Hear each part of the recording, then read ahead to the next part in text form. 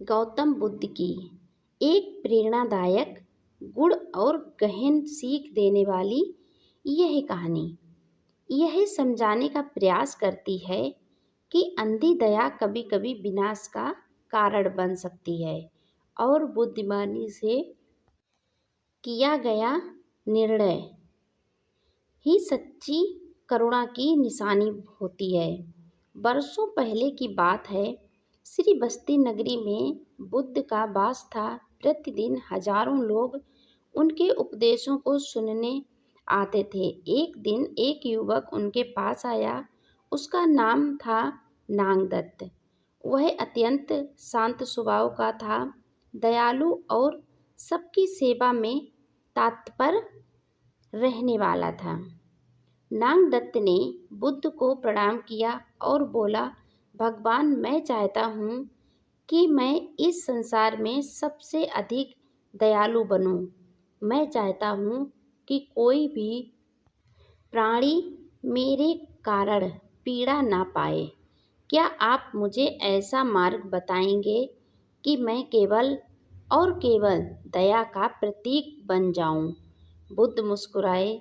वे उनकी आंखों में झांकते रहे, फिर बोले, क्या तुम सच में दया को ही सबसे बड़ा धर्म मानते हो?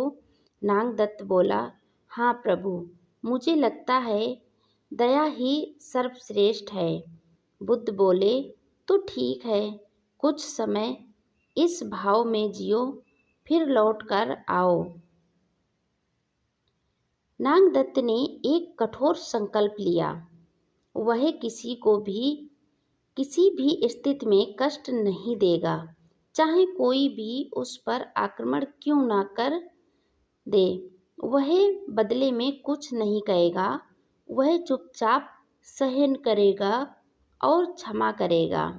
कुछ ही समय में यह बात पूरे गांव में फैल गई।